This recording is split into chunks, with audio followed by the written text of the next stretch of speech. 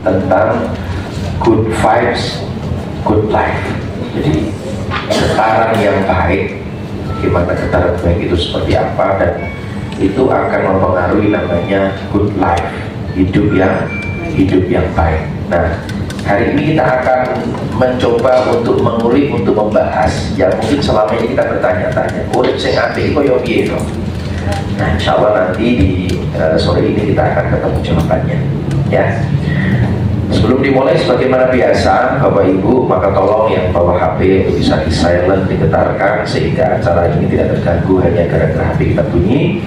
Kemudian yang berikutnya, yuk kita membuka pintu pikiran kita, membuka hati kita, biar ilmunya itu masuk ke dalam pikiran dan hati kita, ya. Dan nanti aktif terlibat 100%, kita akan menjawab kalau diminta melaksanakan. Dan saya akan mulai sesi hari ini dengan sebuah pertanyaan, bahwasanya setiap kita semuanya itu pasti punya harapan. Kita mengharapkan hidup kita itu menjadi hidup yang baik. Betul ya Bapak Ibu ya? Ini menjadi harapan, menjadi keinginan kita, bahkan menjadi doa-doa kita. Rabbana atina fid dunya hasanah wa fil akhirati hasanah wa qina adzabannar. Dan ternyata pondasi hidup yang baik adalah rasa positif ada dalam diri kita. Namanya good vibes. Getaran atau rasa yang positif yang muncul di dalam diri kita. Dulu pernah saya sampaikan, terbentuknya nasib dipengaruhi oleh karakter dipengaruhi oleh kebiasaan dipengaruhi oleh tindakan dipengaruhi oleh pikiran dan perasaan. Jadi perasaan good vibes inilah yang akan menghantarkan hidup kita menjadi hidup yang baik. Nah, saya awali dengan sebuah pertanyaan terlebih dahulu sebelum saya lanjut. Ya, tadi kita berharap punya keinginan. Menurut Bapak Ibu hari ini yang hadir, menurut Bapak Ibu, hidup yang baik, good life itu kayak apa sih? Apa Bapak Ibu kira-kira? Yang menurut panjenengan, oh kehidupan orang ini kehidupan yang baik. Kira-kira menurut Bapak Ibu hidup yang baik itu kayak apa? Gimana Bu? Aman,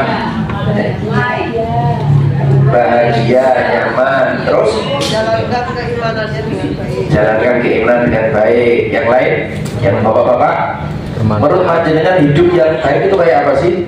Tadi nyaman, enak, tentram, apalagi hidup yang seimbang, ya, selaras. Nah, ini saya kasih kunci dulu, tolong dijawab. Apakah kehidupan yang baik itu adalah kehidupan yang tanpa masalah?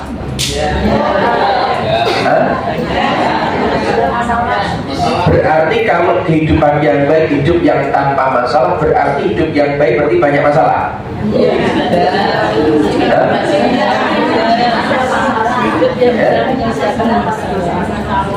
Ini banyak masalah tapi bisa mengatasi masalah kayak pergantian.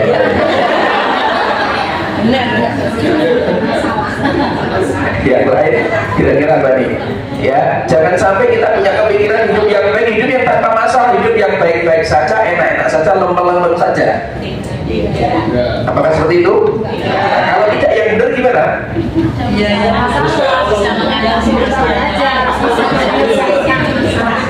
Ya, kita samakan satu frame dulu, satu pemahaman dulu sebelum lanjut ke slide berikutnya. Nah, kehidupan yang baik bukan kehidupan yang tanpa masalah, bukan kehidupan yang tanpa ujian, tetapi hidup dengan sikap yang tepat. Ini yang terpenting ya. Hidup yang punya sikap yang tepat untuk menghadapi ujian. Karena ujian itu adalah keniscayaan. Keniscayaan itu pasti ada. Seperti hujan itu pasti akan turun, ya, dalam kehidupan kita. Saya ulangi, ini menjadi pengantarnya sebelum nanti penjelasan yang berikutnya, biar kita satu pemikiran, satu pemahaman. Kehidupan yang baik itu bukan kehidupan yang tanpa ujian, tetapi hidup dengan sikap yang tepat terhadap ujian Karena ujian adalah keniscayaan dalam kehidupan kita. Artinya hidup kita itu nggak lepas dari namanya ujian, nggak lepas dari namanya cobaan. Ya, nah saya akan awali terlebih dahulu tentang good life ini, ya, dengan satu ayat ini, yaitu di surat Al-Anbiya ayat 35. Ini akan membuka pikiran kita, membuka wawasan kita, cakrawala kita, menghantarkan tentang apa itu good life. Allah Subhanahu wa Ta'ala berfirman di surat Al-Anbiya ayat 35, diawali dengan kalimat ayat yang cukup menarik, cukup menjadi perhatian kita. Bismillahirrahmanirrahim. Kullu nafsin dha'iqatul maut. Setiap yang bernyawa akan merasakan kematian. Diawali dengan ayat yang cukup mencengangkan kita, membuat kita perhatian. Sesungguhnya ya, setiap yang bernyawa itu pasti akan merasakan kematian. Artinya kita yang bernyawa pasti akan mati. Jenengan bisa duluan atau mungkin saya belakangan, atau mungkin saya belakangan jenengan duluan. Itu pasti terjadi. Ya. Nah, walanabluwakum, ya, wanabluwakum bisyarri wal khairi fitnah. Ya, kami menguji kamu dengan keburukan dan kebaikan sebagai cobaan. Ya. Walanabluwakum bisyarri wal khairi fitnah. Kami menguji kamu dengan keburukan dan kebaikan sebagai fitnah, sebagai ujian. Ya, wa ilaina turja'un, kepada kamilah kamu akan dikembalikan. Innalillahi wa inna ilaihi raji'un. Jadi yang paling menarik adalah yang tengah ini, bahwasanya setiap yang bernyawa pasti akan merasakan kematian, ya, dan kami memberikan kepadamu antara kematian dan kehidupan kita dikembalikan, hidup dan mati di tengah-tengah kehidupan kita. Allah menginformasikan kepada kita, kami menguji kamu dengan keburukan dan kebaikan. Artinya keburukan dan kebaikan dua-duanya adalah ujian. Ya, ada kebaikan ini juga ujian, keburukan juga ujian, sama-sama ujian. Maka orang-orang yang good life, kehidupan yang baik, adalah orang-orang yang lulus ujian. Diuji dengan kebaikan dia lulus, diuji dengan keburukan dia lulus. Pertanyaan saya, mana yang lebih berat? Ujian keburukan apa ujian kebaikan? Kok iso ujian kebaikan lebih berat itu dari mana, Bu? Gimana, Bu? Lupa, apalagi yang lain? Sehat sama sakit, ini ujian yang paling berat. Ujian sehat apa sakit? Sehat. Yang mengatakan yang paling berat ujian sakit, boleh katakan? 1, 2, 3, 4. Yang punya pendapat ujian yang berat itu saat sehat, boleh katakan? Banyak yang tidak katakan. 1, 2, 3. Yang masih bingung ini sehat atau waras, sehat atau loro, sehat. Ini pikiran pendapat ini, ya. Ya, yang menjawab mengatakan keburukan itu lebih berat, sakit itu ujian lebih berat. Alasannya apa?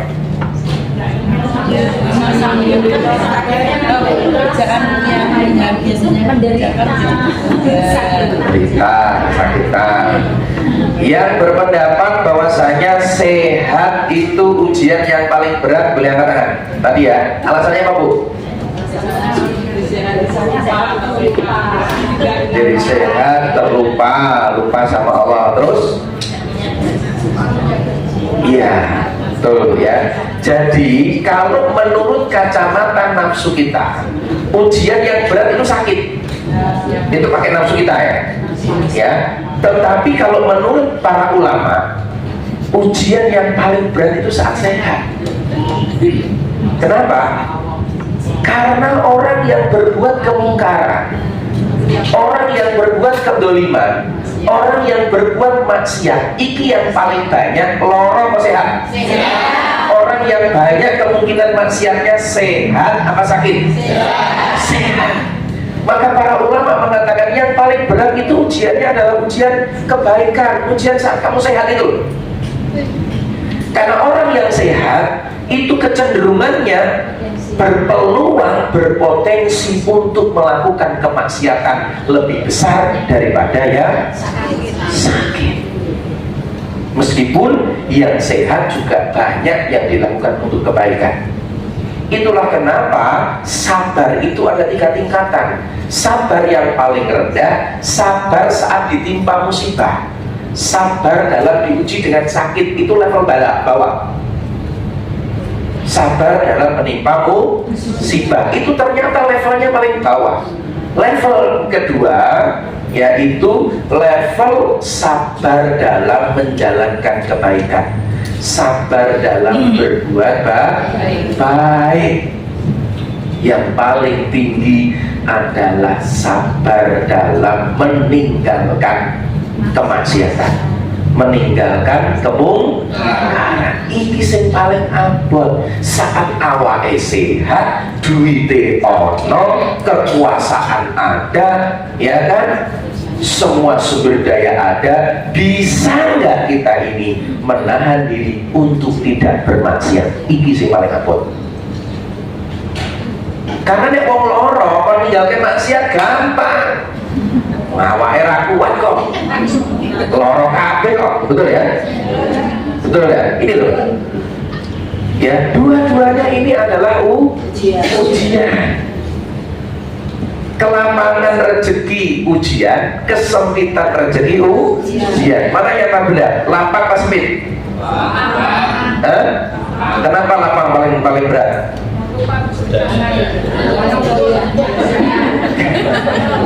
Karena nek jenengan lapang iki biasa nek akeh eman-emane.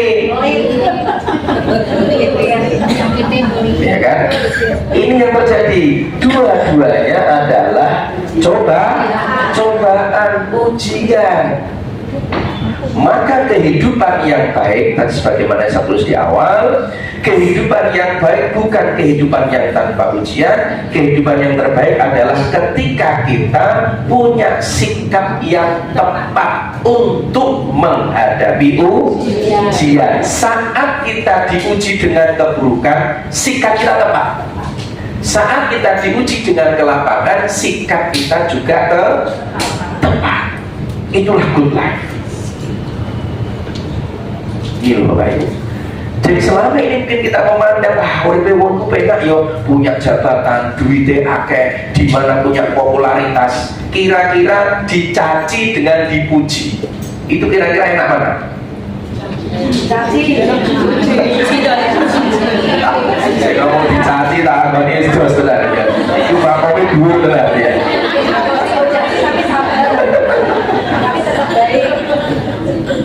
Ya, sama. Diuji ini lebih membahayakan karena saat melambung, ya kan, merasa paling hebat, merasa paling berperan, ini paling bahaya. Karena yang dikejar adalah ujian, pengakuan. Nah, sikap yang tepat. Nah, sikap yang tepat inilah nanti kita akan belajar. Pernah saya ceritakan Bapak Ibu, ya, suatu ketika seorang murid ini datang ke tempat gurunya. Assalamualaikum, waalaikumsalam. Ya guru, saya mau silaturahim. Terus apa boleh?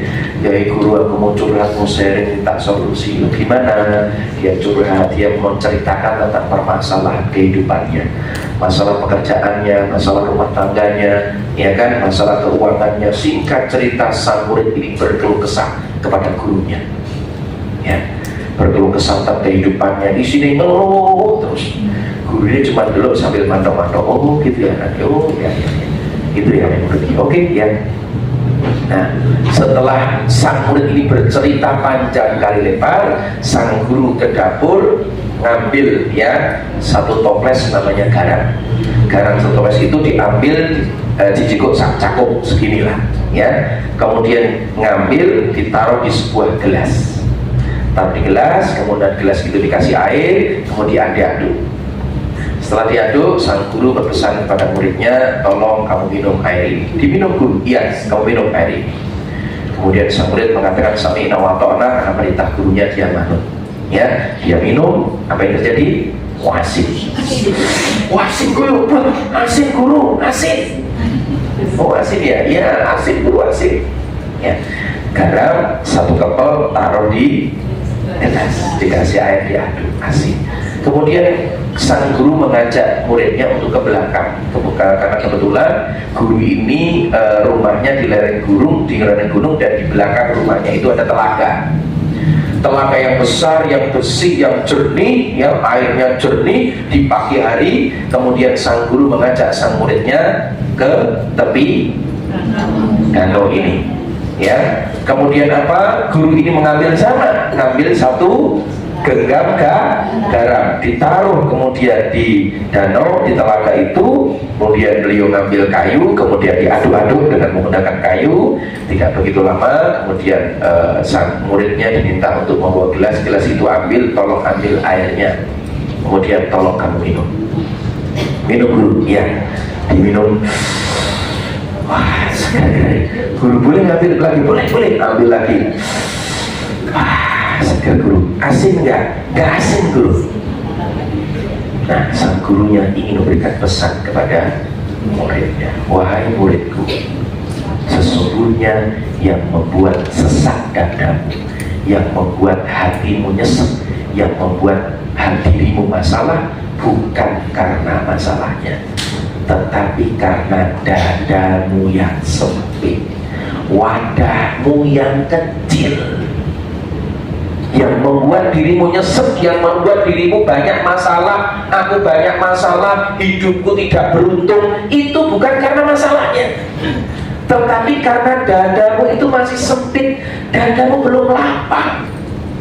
Sebagaimana gelas tadi saya isi dengan namanya garam, kamu minum asin karena wadahnya kecil. Beda dengan telaga yang besar ini, saya kasih garam, diaduk, kamu minum kesegaran, dan kamu tidak merasakan namanya asin karena wadahnya besar. Oleh sebab itu, wahai muridku, tugasmu adalah apa? Bersandarlah kepada Allah, lapangkanlah dadamu, ya. Teruslah belajar, tingkatkan keimananmu, tingkatkan ketakwaanmu ya kepada Allah Subhanahu wa taala, dan jadikan Allah itu satu-satunya menjadi sandaran hidup. Jadi sekali lagi, kehidupan yang baik bukan kehidupan yang tanpa masalah, yang tanpa ujian, tetapi kita punya sikap yang tepat terhadap ujian, terhadap cobaan. Setuju Bapak Ibu? Sepakat ya? Nah, yang hari ini merasa dengan punya masalah, merasa pikirannya budrek, merasa kakian ngeluh, kakian sambat, masalahnya bukan di masalahmu, masalahnya hati nih jek sempit, dada nih jek sempit, akhirnya gampang nyesek. Karena gampang nyesek, disindir sitik mutung, nesu, rak terima, karena sempit.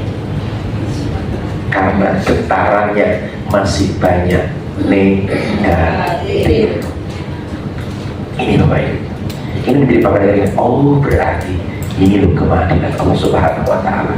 Maka ketika kita melihat orang yang kehidupannya baik, jangan diukur mudahnya kehidupannya, banyak hartanya, jabatannya, apapun itu, jangan dilihat dari itu. Dilihatlah dari sikap bagaimana dia merespon, memahami, menyikapi ujian dan cobaan. Karena kesempitan adalah cobaan, kelapangan adalah cobaan, kebaikan adalah ujian, keburukan juga ujian. Nah sekarang bagaimana kehidupan yang baik, Bapak Ibu yang dirahmati Allah Subhanahu wa Ta'ala? Good life, ya, Al-Quran menyebut good life dengan istilah, dengan nama hayatan thayyibah, kehidupan yang baik. Nah, saya ambil di surat An-Nahl ayat 97. Ya, ini mengantarkan kepada kita untuk belajar sesungguh-sungguhnya kehidupan yang baik. Kalau tadi step pertama itu respon kita, step yang kedua ini yang paling utama, kehidupan yang baik ukurannya adalah ini. A'udzubillahi minasyaitonirrajim. Bismillahirrahmanirrahim. Man 'amila sholihan min dzakarin aw unsa wa huwa mu'minun falanuhyiyannahu hayatan thayyibah wa lanajziyannahum ajrahum bi ahsani ma kanu ya'malun. Barang siapa yang beramal soleh, baik laki-laki maupun perempuan, dalam keadaan beriman kepada Allah, ya, maka pasti, kata Allah, pasti kami akan berikan kepadanya hayatan thayyibah, kehidupan yang baik, ya. Walanajziyannahum ajrahum bi ahsani ma kanu ya'malun, dan akan kami berikan balasan dengan pahala yang lebih baik daripada apa yang selalu mereka kerjakan. Jadi ukuran kehidupan yang baik itu ada dua. Syarat hidup kita yang baik inilah yang kita kejar, hayatan thayyibah. Yang pertama adalah iman, yang kedua adalah amal soleh. Ya, ini adalah good life. Iman dan amal soleh inilah yang menghantarkan kita ini punya kehidupan yang baik. Nah ternyata Bapak Ibu, iman dan amal soleh ini harus berjalan berbarengan. Karena kalau jenengan beriman tidak beramal soleh, bukan termasuk golongan hayatan thayyibah. Jenengan beramal soleh, berbuat baik, rajin sedekah, rajin berbagi, tapi nggak punya iman sama Allah dan Rasulnya, maka ini bukan kehidupan yang baik. Syaratnya dua, ada iman dan amal soleh. Dan ternyata kita punya iman dan amal soleh akan menghantarkan kepada kita punya namanya good vibes. Ya, maka kehidupan yang baik adalah ketika setiap keadaan, setiap kondisi bisa kita konversi menjadi amal soleh dengan sepenuh iman. Ini saya ulangi ya. Kehidupan yang baik adalah ketika Bapak Ibu kita semuanya dihadapkan dengan sebuah kondisi, dihadapkan dengan sebuah keadaan, yang keadaan kondisi itu bisa kita konversi. Konversi apa? Bisa kita konversi. Konversi apa ya? Menjadi tindakan. Ya, bisa kita ubah, bisa kita jadikan menjadi amal soleh, menjadi amal kebaikan dengan sepenuh iman. Ini kata kuncinya. Itu kehidupan yang baik. Dan iman dan amal soleh inilah yang akan menjadikan kita punya namanya good vibes, punya getaran yang baik, getaran yang positif, punya zikrullah, mengingat kepada Allah Subhanahu wa Ta'ala yang baik, sehingga saling berkaitan. Kuncinya kita punya hati, perasaan yang positif, getaran yang baik ketika ada iman dan amal soleh. Dan iman dan amal soleh akan mengantarkan kita punya kehidupan yang baik. Jelas Bapak Ibu? Paham ya sampai di sini ya? Ini ya. Jadi kehidupan yang baik itu ketika kita mengalami sebuah kondisi, sebuah keadaan, baik itu keburukan maupun kebaikan, bisa kita konversi, bisa kita ubah menjadi amal soleh, amal kebaikan dengan sepenuh iman. Nah, dari mana, bagaimana agar iman kita meningkat? Jadi kan dua nih, ada iman dan juga amal soleh.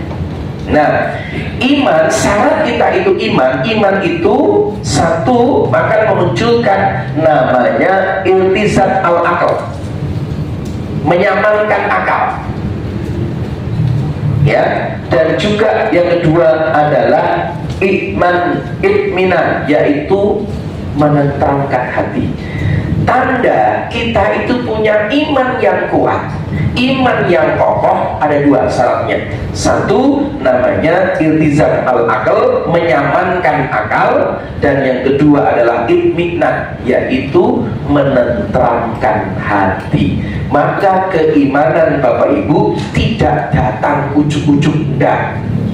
Iman itu dibangun oleh dua, satu lewat akal, logis, harus masuk akal. Yang kedua lewat hatinya nyaman. Kalau amal soleh nanti dibangun oleh dua, satu lewat namanya keikhlasan, yang kedua dibangun oleh ittiba, mengikuti apa yang diajarkan oleh Rasulullah. Halo, hai, alhamdulillah. Yuk tangan kanan boleh diangkat, taruh di pundak teman sebelah kanannya. Ditepuk pelan-pelan, ikuti kata-kata saya. Saudaraku, sahabatku, kehidupan yang baik adalah bukan kehidupan yang tanpa masalah. Karena hidup kita pasti ada ujian, pasti ada cobaan. Kebaikan itu ujian, keburukan juga ujian, sama-sama ujian. Dan hidup yang baik adalah saat kita mampu menyikapi keadaan, kondisi, kita konversi menjadi amal soleh, amal kebaikan dengan sepenuh iman. Hidup yang baik, imannya kuat, amal solehnya banyak. Gantian tangan kiri, saatnya pembalasan. Ya, izin pelan-pelan ikuti kata-kata saya. Alhamdulillah, terima kasih.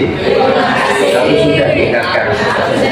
Hari ini saya jadi paham kenapa saya mudah bersedih, lesunan, mutungan, muring-muringan. Salah itu sebabnya bukan karena masalahnya, penyebabnya hatiku belum lapang, dadaku masih sempit. Maka dada ini harus dilapangkan dengan kehidupan yang baik, dengan cara iman yang kuat, amal soleh yang besar, amal soleh yang banyak. PR kita dalam hidup kita kuatkan iman, banyak amal soleh. Alhamdulillah. Jelas Bu? Jelas ya Pak ya? Halo? Subhanallah. Hai. Alhamdulillah. Nah, iman ini perlu dibangun Bapak Ibu. Iman ini harus nyaman. Inilah bedanya kita sama orang ateis. Orang ateis kan tidak percaya Tuhan. Dia menyebut bahwasanya alam semesta ini datang ujuk-ujuk gitu ya. Dengan keimanan, iman itu bukan taklid buta, bukan. Tapi harus dibangun dengan akal kecerdasan. Maka iman ini harus dimunculkan ya. Satu lewat namanya tauhid keesaan kita kepada Allah, yang saya sebut namanya tauhid rububiyah. Tauhid apa? Rububiyah. Ini urusan kaitannya dengan akal ini. Ya, apa itu tauhid rububiyah? Jadi apa, kita beragama, kita punya Tuhan yaitu Allah, itu sangat logis. Saat Anda pahami itu langsung masuk akal, pikiran jenengan, akal kita itu akan nyaman gitu loh. Setelah akal nyaman, hati kita akan nyaman, hati kita akan tentram gitu ya, sehingga kita mantap beragama Islam. Satu yang pertama kita pahami lewat namanya tauhid. Tauhid itu mengesahkan Allah lewat rububiyah. Apa itu tauhid rububiyah? Tauhid rububiyah adalah kita mengesahkan Allah Subhanahu wa taala dalam perbuatan-perbuatannya. Ya, kita meyakini bahwasanya di alam semesta ini terjadi, kita semua ada. Itu ada yang menciptakan, ada yang berbuat, yaitu Allah Subhanahu wa taala.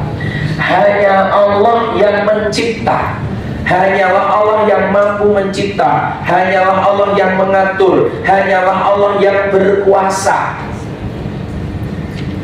Ini Bapak Ibu, akal kita harus kita hidupkan dengan critical thinking. Kalau istilahnya Mursyid itu adalah critical. Kita berpikir, yang pertama kita pahami tentang penciptaan alam semesta. Ini perbuatannya Allah.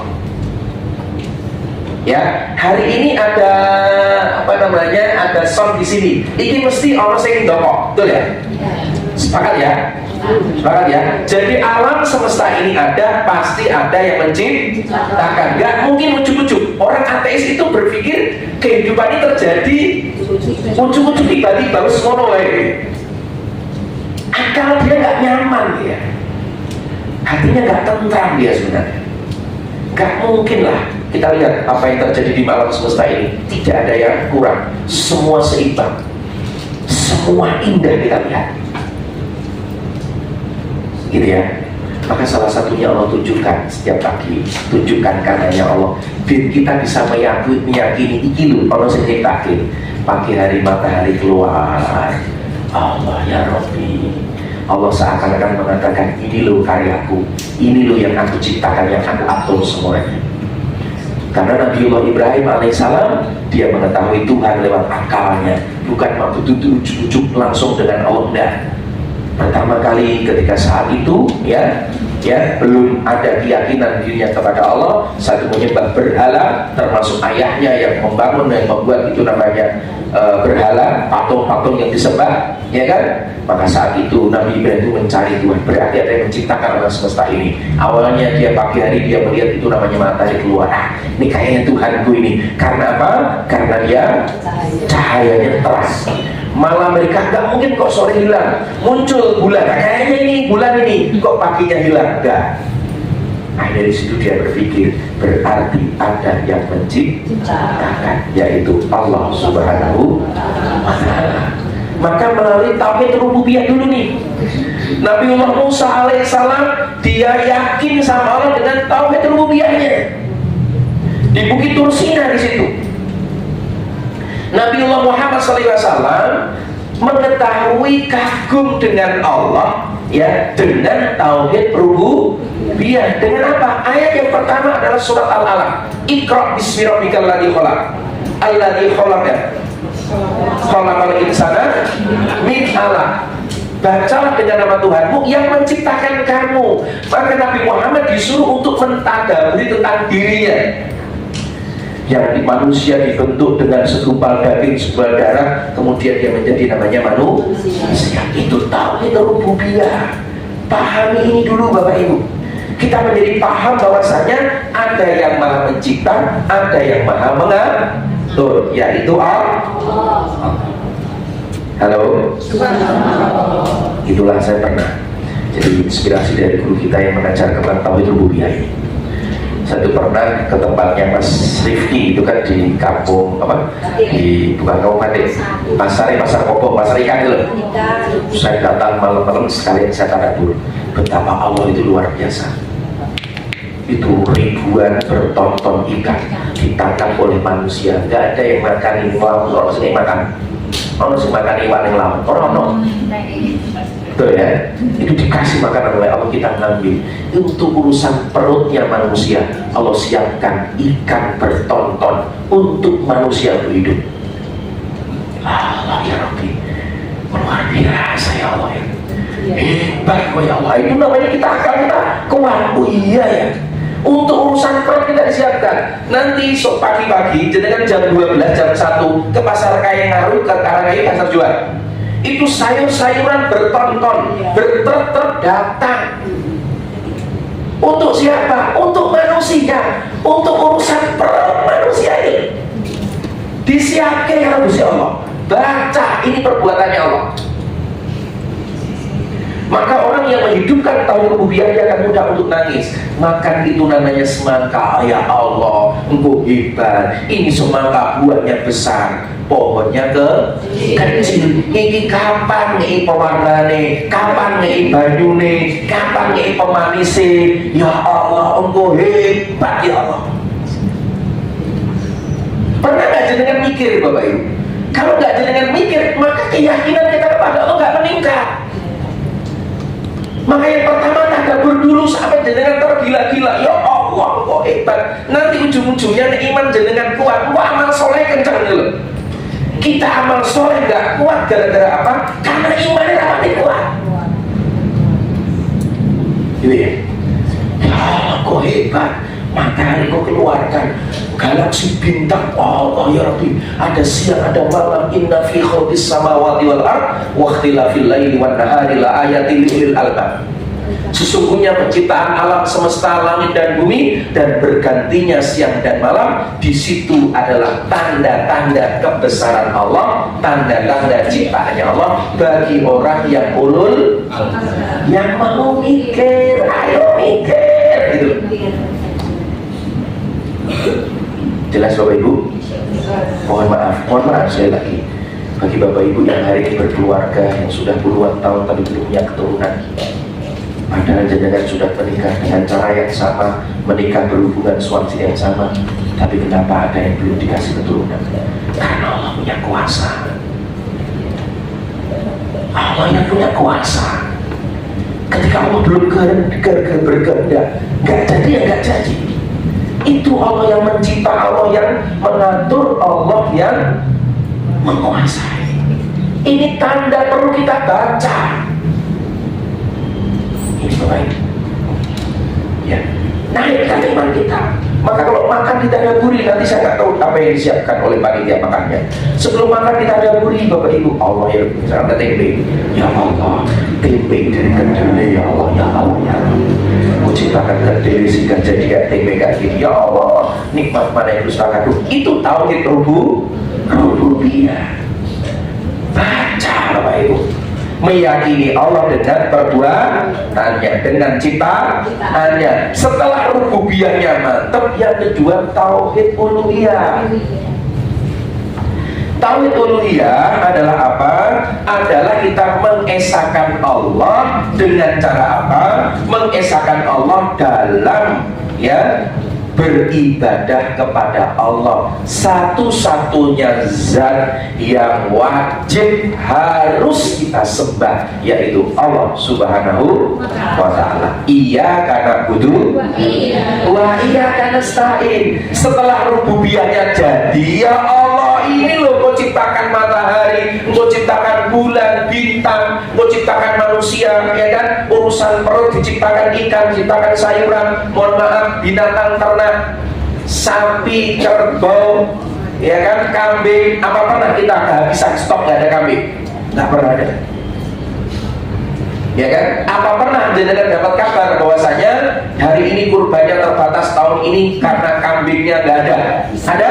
Nggak pernah ada. Sapinya terbatas, ada? Nggak ada. Siapa yang menciptakan, yang menyiapkan? Allah.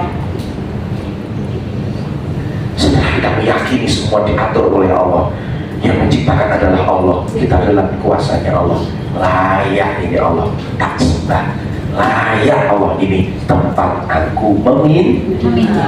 Itulah keimanan.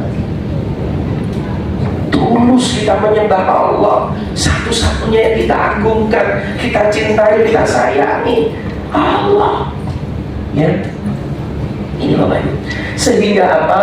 Kita sholat karena Allah, sedekah karena Allah, untuk Allah, bukan untuk pamer, bukan untuk manusia. Untuk manusia jenengan akan sakit hati, kecewa. ya kan? Jenengan mohon maaf datang ke tempat ini, jenengan pakai pakaian putih-putih bukan karena ngikutin peraturan panitia, bukan, tapi niatnya aku pakai putih-putih karena Allah. Enak jenengan, ikhlas datang, orang gedumel, orang gelemeng, protes. Jenengan sedekah ya bodoh, aku sedekah ora disebut, aku padahal nyumbang pirang-pirang, kok meneng tok. Bukan itu, karena kita yakin Allah ini ngerti. Setuju? Ayatnya sembah Bapak Ibu. Ya, iya karena butuh, iya karena saat itu keimanan dibangun Pak Bu. Lewat ini ya, pemahaman akal nanti tolong jangan akal dulu kita ditata, lihat buah-buahan dengan tanda budi, lewat binatang ternak dengan tanda budi, itu kehebatan Allah dari situ. Itu semua perbuatannya Allah. Ya kan kita ciptakan namanya jantung, tangan kita kok bisa gerakkan gini kan aneh ya, kok bisa gerak ini kan? Ya kan? Ini desainnya Allah, keren. Masya Allah. Ya, kemudian yang ketiga lewat tauhid asma wa sifat kita meyakini Allah ini punya asma, punya nama dan sifat-sifat yang mulia. Wajib kita imani, tidak perlu kita tanyakan. Kenapa Allah kok Rahman Rahim? Kenapa Alif Lam Mim kok orang ngerti arti ini? Kenapa? Memang manusia tidak semuanya tahu. Maka jadikan Asmaul Husna, nama-nama yang baik ini bisa kita jadikan perantara untuk kita berdoa. Allah punya sifat Rahman, Rahim, Malik, Kudus, Salam, Muhaimin, Aziz dan sebagainya, Ghafar, Maha Pengampun. Itu semuanya sifat-sifatnya Allah. Ada diri di dalam dirinya Allah. Kuat Bapak Ibu, iman kita mantap ya Allah, semangat Bapak Ibu. Iki jujur tak latih perjalanan sekian tahun teko ngalian tekan Walter Bu. Iki tak latih tenan, betul aku melatih ini. Iki ora keimanan ora kuat wis balik kanan. Wis bututin wis aku pasar liyane bae aku tak gawe nomo wae Bu. Bisa jadi mutung bae kono iki. Karena di dalam diri kita menjadi indah, iman kita kuat, kokoh gitu. Jelas Bu? Kalau tauhid rububiyah, uluhiyah, asma dan sifat jenengan sudah dapat, iman kita akan mempuncak, kita menjadi semakin mantap dalam hidup ini, menjadi semakin kokoh. Jelas? Paham? Iman ini perlu ditingkatkan dengan apa? Rububiyahnya kita tingkatkan. Ada yang menciptakan. Oh ternyata kok ada orang sama-sama menikah, yang satu anaknya banyak, kenapa yang satu belum punya keturunan? Ada apa? Kok bisa? Caranya sama, ikhtiarnya sama, tapi kenapa kok nggak bisa? Oh iya, ada yang mengatur, yaitu Allah. Karena ada yang mengatur Allah, berarti akidatul ikrar Gusti Allah. Ya, ini berkaitan dengan keimanan, sehingga lewat tauhid rububiyah, tauhid uluhiyah dan asma wal sifat, pikiran kita, akal kita jadinya nyaman. Kalau pikirannya nyaman, hatinya jadi tenang, tentrem, ayem, mantap. Oh, Masya Allah. Sehingga yang kedua, amal solehnya kita bisa lakukan amal soleh. Nah, amal soleh itu syaratnya dua. Yang pertama, ikhlas. Apa itu ikhlas? Ikhlas apa? Ikhlas itu putus harapan kepada selain Allah. Berarti berharapnya hanya kepada Allah. Ikhlas itu bersih, suci, ya, boleh. Ya, ikhlas itu seperti ini ya, seperti air susu sapi. Itu putih, bersih, suci, tidak tercampur kotoran, tidak tercampur darah. Ya, itu ikhlas. Meskipun dilapisi dengan batas yang sangat tipis, tapi tapi bersih gitu. Itu ikhlas. Putus harapan kepada selain Allah. Berarti nek awake dhewe kurang ikhlas, berarti ada harapan kepada manusia. Setuju? Jadi mohon maaf, nyuwun sewu, ilmu dunia dengan ilmu akhirat itu kadang-kadang ra iso petuk. Aku belajar tentang personal branding, kalau cermati. Branding ini kan cari persepsinya manusia. Ya kan? Banyak berdarah-darah untuk cari persepsinya manusia kepada produk kita, kepada diri kita. Maksudnya personal branding nanti, atau nanti namanya produk ada namanya branding. Nggak apa-apa, urusan dunia nggak masalah. Tapi ini urusan ibadah, urusan kehidupan yang baik kita niatkan karena Allah. Jenengan nyumbang niatnya ben dicoblos, itu tujuh ikhlas. Paham ya? Itu bukan ikhlas, bukan karena Allah, karena berharapnya ya pamrihnya kepada selain Allah. Akhirnya orang jadi mutung nyumbang jaluk meneh gitu ya. Tandanya menunggu itu ya. Nah itu ya. Oke, saya ulangi Bapak Ibu ya. Jadi ikhlas itu putus harapan kepada selain Allah. Ini kudu dilatih, latihan. Wis kok. Bagaimana dengan sedekah? Wis putus harapan kepada selain Allah. Ora usah mikir dipuji wong, ora mungkin ora usah mikir diomongi wong kuwi, wis ora urusan. Wa kafa billahi syahida. Cukuplah Allah menjadi saksi, titik. Wis Gusti Allah saksine cukup. Kan perlu dipoto-foto, ora perlu. Ya ora apa-apa, nek dodolan ora apa-apa ya. Jualan artinya jualan produk amal soleh silahkan. Tapi kita yang paling tahu, niati ya, ikhlas besar hati. Yang kedua, itiba itu mengikuti apa yang dicontohkan, diajarkan oleh Rasulullah. Oh itu. Halo. Hai. Sehingga muncullah namanya good vibes. Apa itu good vibes? Puncak rasa positif itulah ikhlas. Yes. Orang yang hidupnya sudah menjadi orang yang mukhlis. Mukhlis itu orangnya sifatnya ikhlas. Wah, puncak banget. Orang ini akan kuat imannya, akan banyak amal solehnya. Ya, kalau orang ini kurang yakin, apa yang terjadi? Amal solehnya yakinnya nanti pono kok. Ya kan, muncul aku khawatir. Kita nang ora iku si Allah dibales ora yo kira-kira yo. Dibales tenan ora iki. Mana lahire? Ora. Tapi kita kok betul mama wis beda wae ra wis kan. Berkaitan dengan keimanan. Ya.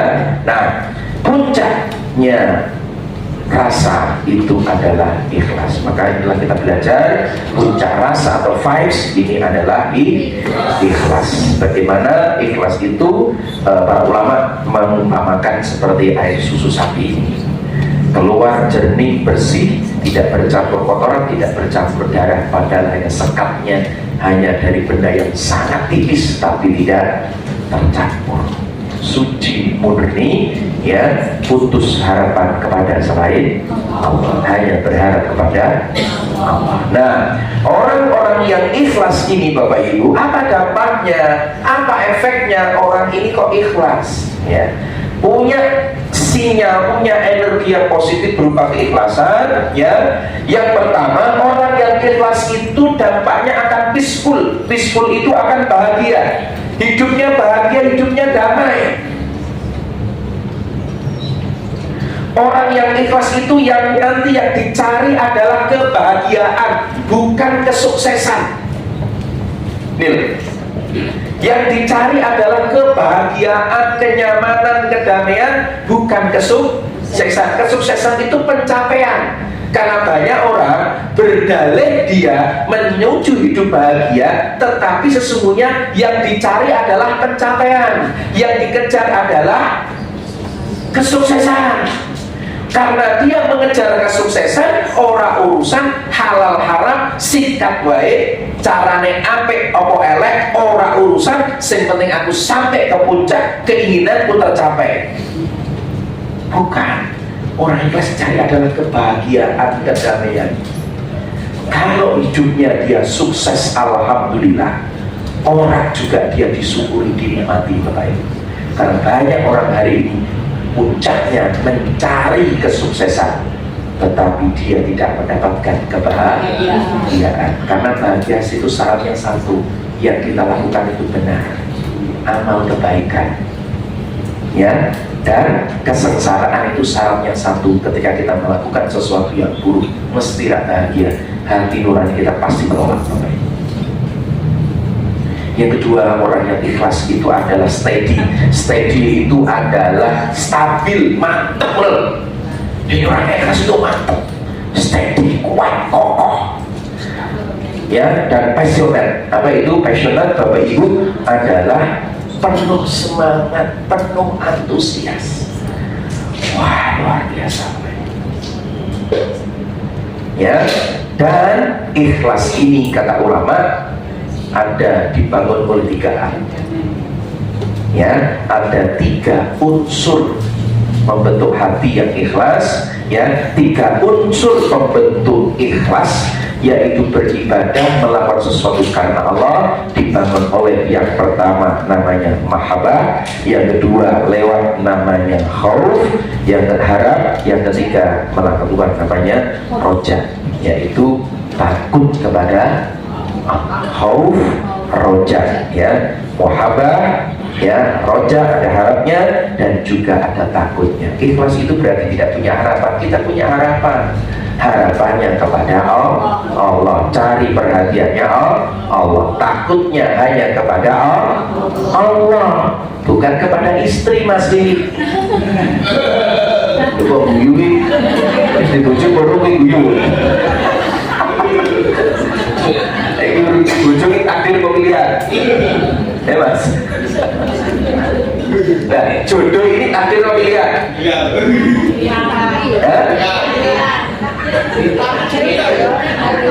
Ada orang sampai hari ini belum punya jodoh, itu takdir apa pilihan?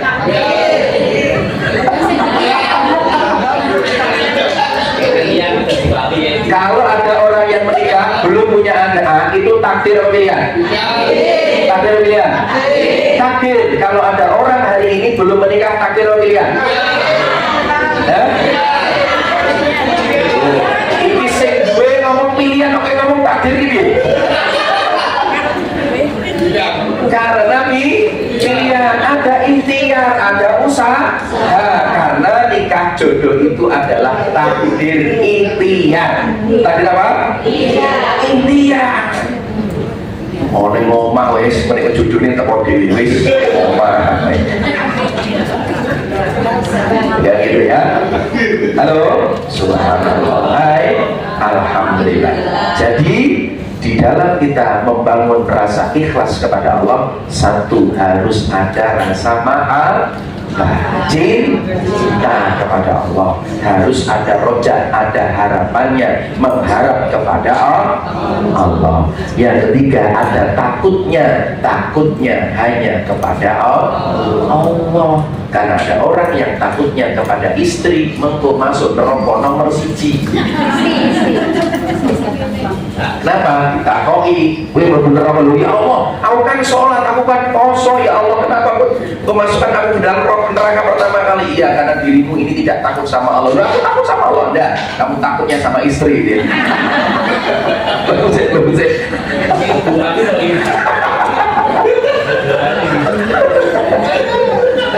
Yesus. Iki sing suami takut istri apa istrinya sing medeni? Ada dua pilihan ya. Apakah dia takut istrinya atau istrinya lebih galak daripada dirinya ya? Perlu dipertimbangkan. Nah, bagaimana kita bagaimana kita menemukan puncak rasa good five. Nah, ini nggak bisa selesai hari ini ya, maka saya akan lanjutkan di pertemuan yang berikutnya. Orang mangkat gelo Bapak Ibu ya, maka tolong ajak serius, ajak konco nih, ini untuk belum selesai tema ini. Tolong dengan duit tolong duit konco sing kakean masalah aja kok, sing kakean ngeluh mangkat kok, biar kan tahu Bapak Ibu, sebenarnya kita ini punya masalah dari mana sih. Nah, puncak rasa yaitu good vibes, bagaimana untuk menciptakannya? Ada caranya, ada langkahnya. Nah, untuk langkahnya itu ya, bersatu, karena ada panggilannya Allah namanya coming soon ya. Nah, bagaimana menemukan puncak ini baru pengantar Bapak Ibu ya. Nah, ini baru dalamnya. Nah, ini bicara tentang langkahnya. Bagaimana cara sih, bagaimana latihannya, sehingga saya berharap kita ini ngaji terus imannya meningkat, amal solehnya meningkat. Jadi mohon maaf, nanti kalau kita ngaji, kalau sedekahnya tidak makin tambah, berarti imannya kurang kuat. Wes ya kan? Berarti imannya itu didorong. Nanti berikutnya saya siapkan tentang bagaimana untuk meningkatkan keyakinan kita kepada Allah, bentang amal dan sebagainya, ya kan? Kenapa? Kalau imannya orang itu meningkat, maka insya Allah amal solehnya meningkat. Orang ini kalau amal solehnya meningkat, hampir dipastikan dipengaruhi oleh imannya kuat. Yuk, tangan kiri diangkat karena sudah masuk waktu maghrib. Ditepuk pelan-pelan, ikuti kata-kata saya. Saudaraku, sahabatku, seperjuanganku, alhamdulillah hari ini saya jadi paham kehidupan yang baik dua syaratnya: iman yang kuat, amal soleh yang banyak. Iman dibangun oleh dua syarat. Iman kuat, tangan kiri loh, tangan kiri bukan tangan kanan loh ya.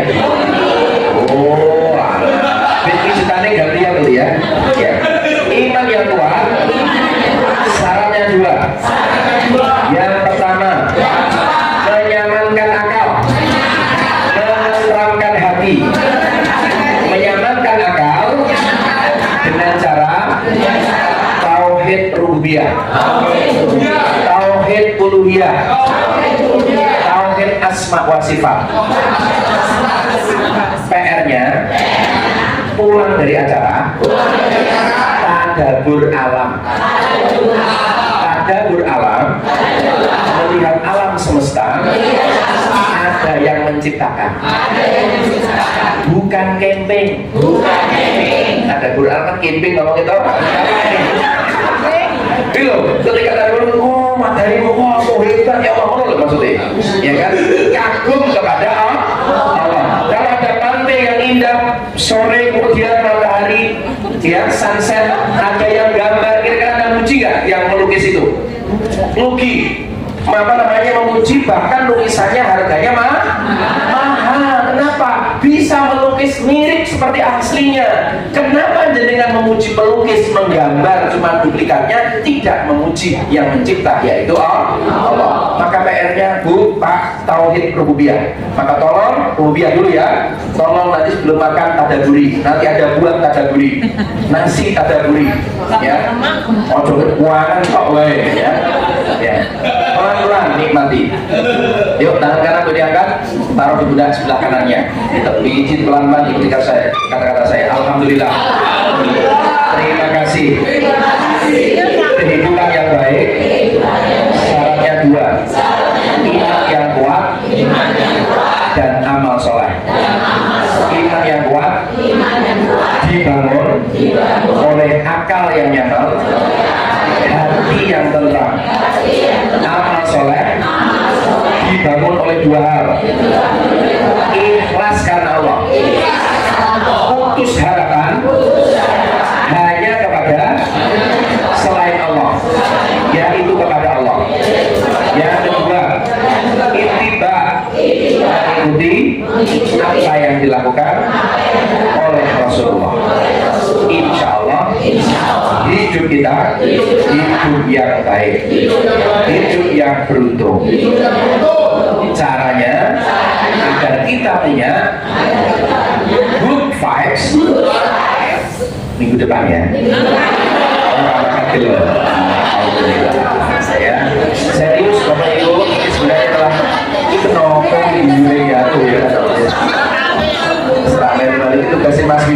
kuliah gitu ya.